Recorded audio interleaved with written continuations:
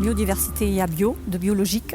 Diversité, la multitude qui vient soit de son patrimoine ou soit de l'extérieur. Je dirais symbiose, je dirais mixité. C'est un ensemble de tout ce qui fait la nature pour moi. Donc les animaux, les abeilles, les insectes et les plantes. Et qui vivent normalement en harmonie. Quand on se promène en ville, il y a de la biodiversité. Quand on prend sa voiture et qu'on regarde au bord de la route, il y a de la biodiversité. Même dans sa cuisine, il y a de la biodiversité. Pour moi, c'est tout. C'est tout ce qui nous entoure, c'est les plantes, c'est les animaux.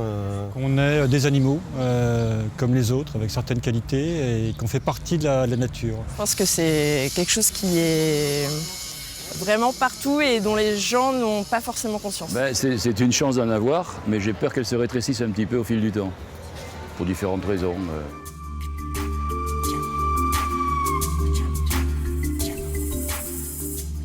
Quand je vois des grands champs de maïs à la sortie de Bordeaux, je me pose des questions. En ce moment, non, on est plutôt en train de se dégrader, donc elle n'est pas du tout bien sauvegardée actuellement, quoi. Il faudrait faire beaucoup plus d'efforts. En Aquitaine, je pense qu'il y a des efforts très importants qui ont été faits sur le long du littoral.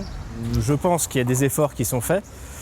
Après, c'est jamais assez. C'est quand même une région qui attire beaucoup et donc il y a des dangers par rapport à cette fréquentation-là. Moi, cette forêt de pins, elle me déprime largement, quoi. Il y a deux espèces d'arbres. Il y a pas mal d'initiatives à droite à gauche, mais c'est pas encore assez suffisant, quoi. Sur le banc d'Arguin, il y a un espace protégé pour les oiseaux. Au Tèche aussi, où il y a aussi pour les oiseaux un espace protégé. Je pense que tout le monde est en train de basculer, de prendre conscience là-dessus, et je pense que la métamorphose est en marche.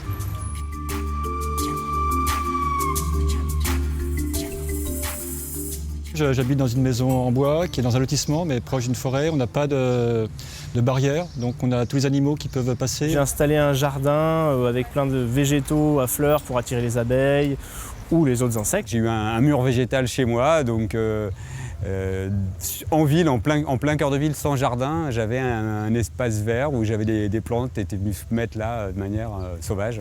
Relocaliser l'alimentation. Écoutez, à mon avis, il faut réformer les marchés en général. Passer par les circuits courts possibles. Puis éduquer, réformer. Végétaliser les toitures. Quand je vais crapahuter dans les Pyrénées, je fais attention où je marche et ce que je fais.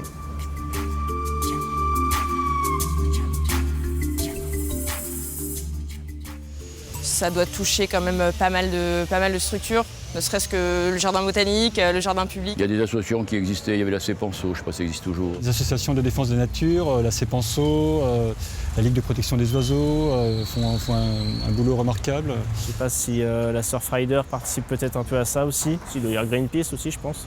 Ouais. Et la WWF aussi, en fait. Ce qui m'a frappé en revenant ici, c'est de voir qu'il y a beaucoup d'acteurs qui se mobilisent pour justement garder la beauté que l'on a la chance d'avoir.